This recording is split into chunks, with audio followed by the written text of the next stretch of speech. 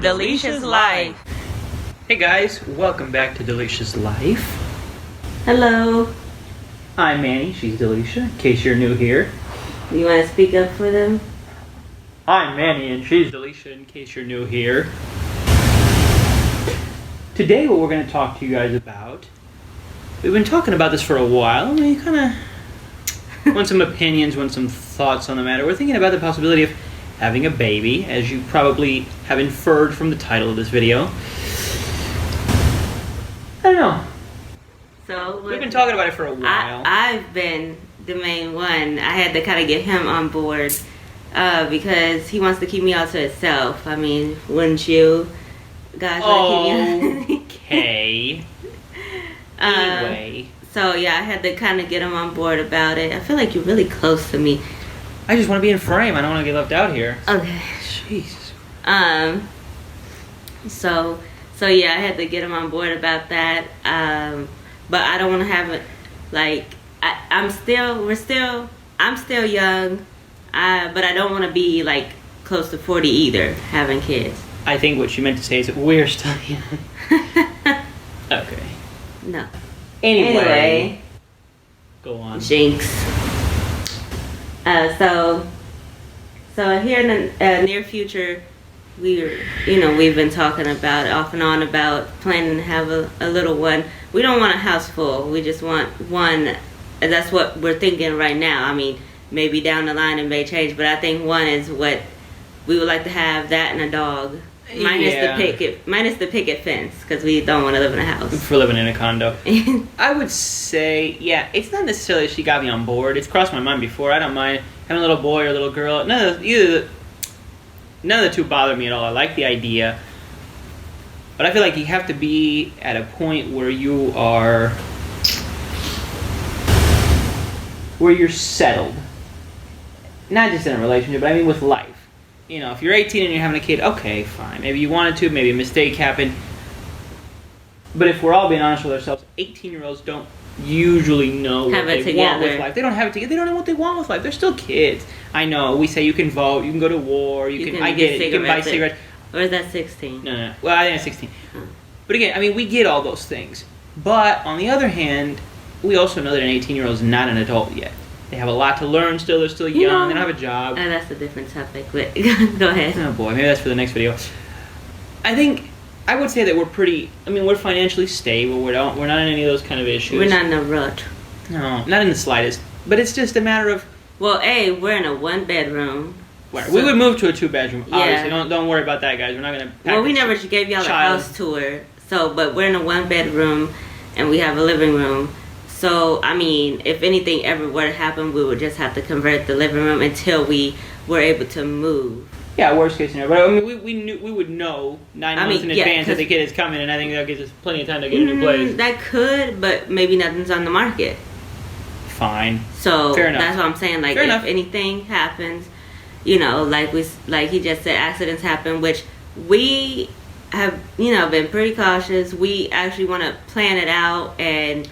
I think that a kid... Oh, I'm sorry, go ahead. No, I was just saying, like, we want to plan it out. I'm kind of crazy. Maybe this is crazy, but No, you're crazy. I want my kid to be born in April. I don't know. I have this in my mind. Like, his birthday's in March. The kid's birthday will be in April, and then mine in May. I know that's going to be, like, a lot of birthday celebrations.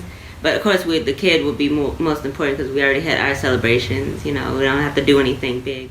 But I just like that. In order type of thing. I think that's cool for some reason. I like that.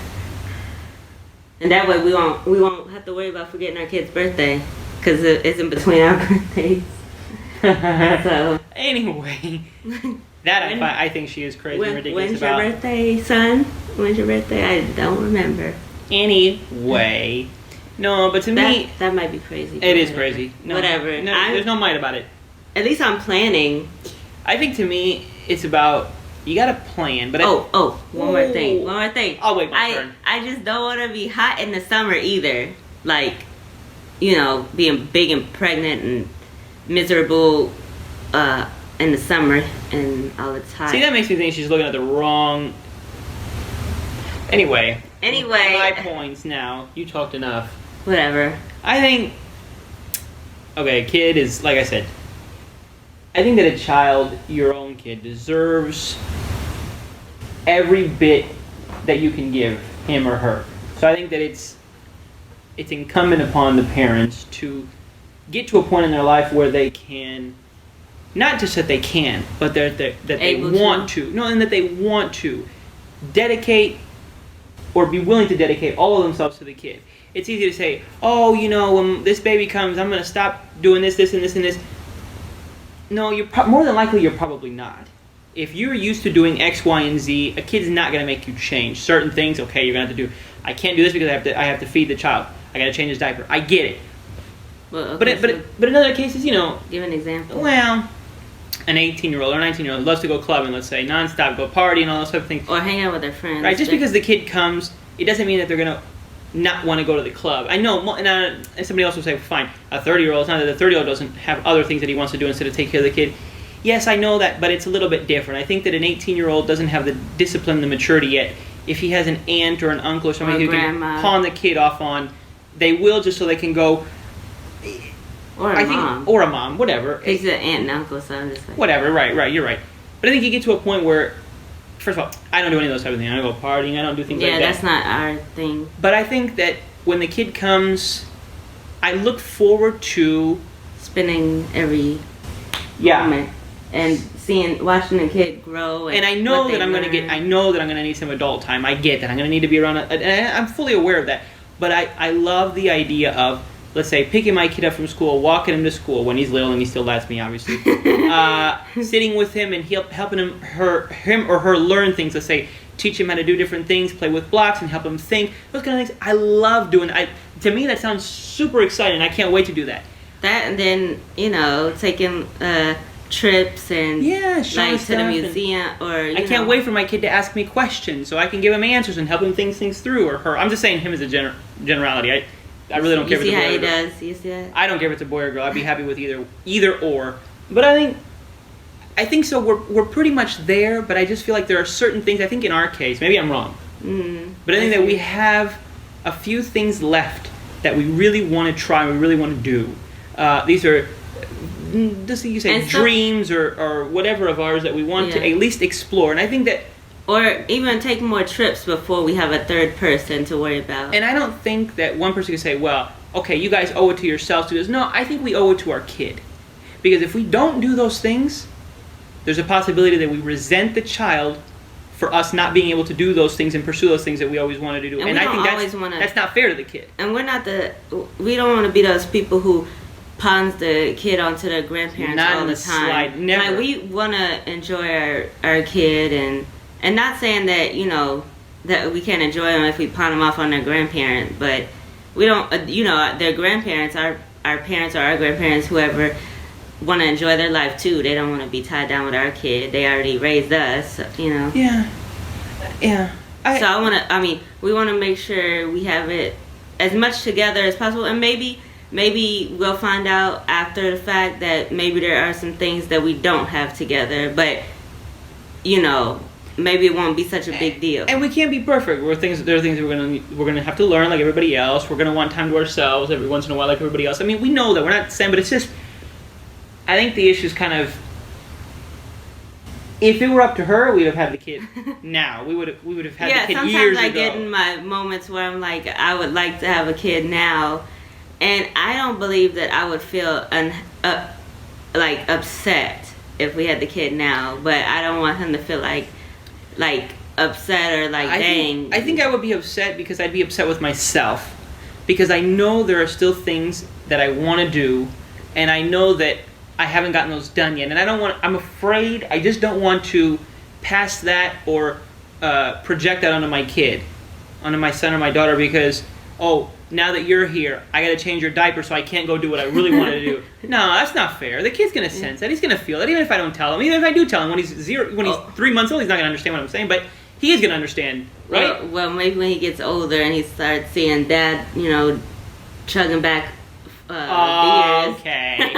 Why'd you never love me, Dad? Well, okay, son, whatever. So, but maybe traveling a little more and which we could travel with our kid. I want to travel with our kid. Yeah, we're going to take him everywhere. But Argentina once a year. Chicago too. We can go see your family. anyway, so traveling and just I don't know. And then we really would like to hopefully be moved out of this place.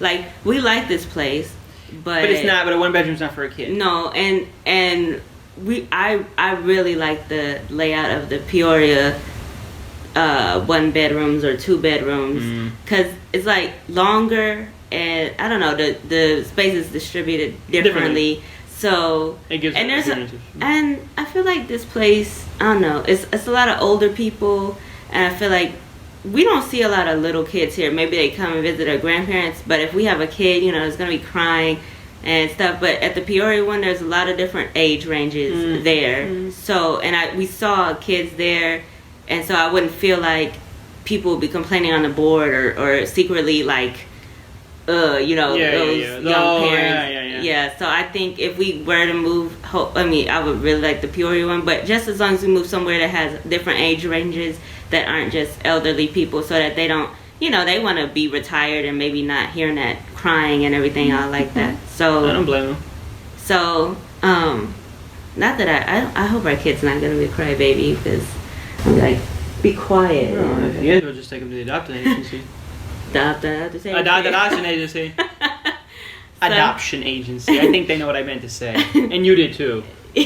So, what do you guys think? That's kind of. Let us know if you're parents or young parents. And what do you think? What do you think about what our ideas are? What our ideas are, and what do you think about us having the kid now, not having the kid now? I'm kind of curious to hear what you guys think. Let us. I really would like to. I'm curious about young parents too. Like maybe you guys have a different take on it. Like maybe you feel like the kid actually helped you to slow down, and you're actually like working towards something or in school or just staying out of trouble because you happen to get pregnant and at first you thought it was the end of the world, but you soon realized that it actually helped you, because you weren't doing the right things anyway. So also another thing, I'm sure y'all know this by now, but another component that's kind of, it hasn't really crossed my mind, but maybe I might start getting a little panicky about it, is, we're both visually impaired, and I had a friend who told me she heard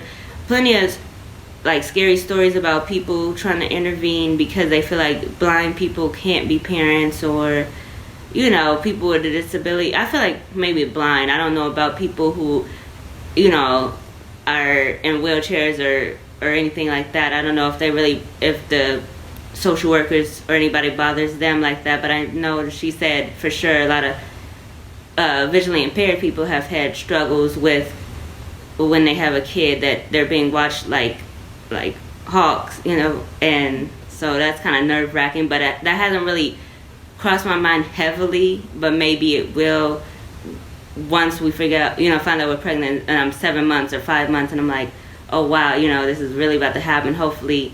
But I know that I have a pretty good family behind me, and he has his mom and his family behind him, so I'm not too worried about that, and plus I think we'll do fine. Everybody has struggles when they're first time parents, but I don't know. What do you think about that one? Yeah, I don't know. I guess I don't know. I can see. I can see people wanting to do that and feeling like they need to take some type of. Yeah, I don't know. Sometimes maybe parents who are one person's visually impaired and the other one isn't. Maybe they're like, oh, good, somebody's watching. That person take care of the kid. They have a fully sighted person who's babysitting them basically and making sure they're not hurting the kids, so then they don't really intervene. I think in our case, it's usually when we go places, most people think she doesn't see at all, and that I can see enough or better than I probably do see, just because I wear glasses and don't use a cane. She doesn't wear glasses and uses a cane. So in that scenario that you're giving the example, I don't know, maybe they say, oh, well, he seems to see enough or whatever. Yeah, I don't know what people are going to But think. as we go into the same hospital, maybe doctors will notice that you can't see that well because you whip out your magnifying glass or something. Yeah, but doctors aren't usually the type to intervene unless... No, I mean, they have to let It's the somebody person- know. Yeah, The but doctors those are in are- cases of abuse or things like that. No, our friend told me that when the person gave birth, they were immediately right there. So the doctors have to be the one who say, we think this is a questionable, going to be a questionable home environment. So. Yeah, but I also wonder about those particular blind people if they had other things going on in their lives, like they always came in smelling like drugs, or they were always hungover. I mean, there may be other components there. The visually impaired thing may be one aspect of it, but it may not be the whole picture. I don't know. I don't know. I'm guessing. Yeah. I really don't know. I never looked into these type of things, and I don't know these And stories. I know a couple of people who are visually impaired who have children. So, we can all, they seem to be okay, the ones that I do know. Like, they haven't had any struggles. The other thing is, yeah. But one is married to a sighted person. I don't know. Like, so it's not a worry of mine as of right now. And maybe it won't ever be, because we can prove to them that we got this. So. But I also don't know. I mean, maybe. But those other blind people, like you said, your friend. And maybe they don't have good, stable. Sorry to keep cutting you No. off, but maybe they don't have good, stable families, like to back them up to say, yeah, Sabrina can take care of her daughter just fine. She's my daughter. I've watched her, cook and clean and take care of her house without any help. Maybe their family the background isn't that great, but I feel like the people in our lives, hopefully would back us up. I think that they would. It's just something I haven't really thought about that much. I don't know. Yeah. But I guess things to consider, and we're interested in hearing what you guys have to say as well. I'm sorry, could you speak up? We're definitely interested in hearing what you guys have to say as well. I think you guys can hear me anyway. So, any other things you'd like to share with them regarding this issue? Happy New Year again. What? That's enough. Too late. Too many times. 2020 is already old news. We're only on day 6 as we're recording. So 6 days ago. So anyway, guys, thank you for watching. And subscribe and turn on that post notification bell. And After you subscribe and you've logged in, like, comment, share. well, you log in first. I'll let her do the talking from now on. So log in. Make sure you logged in. Subscribe. It's a little red button, and next to it is the bell. Make sure you tap that so it turns blue, and give us a thumbs up, and also leave a comment to let us know your thoughts on this subject. And you can find us. Our socials are down below. He's finally made an Instagram and a Twitter, so you can find us over there. I also have Snapchat and Facebook. So We are curious what you have to say. Like she said, leave us a comment and share it with other people that you know, because it's a complex issue for anybody, but I think it's more complicated for us considering the last component that you mentioned about the vision issues. yeah. So I'm kind of curious what you think, what everybody thinks, and maybe that'll help us make our decision, or Yeah. all those kind of I mean, not that you guys are gonna sway us. If I, want to get pregnant, then I'm gonna get pregnant. So. Yeah. Whoa. Whoa. Guys, thanks for watching, and we'll see you on Thursday. Yep. See you guys later.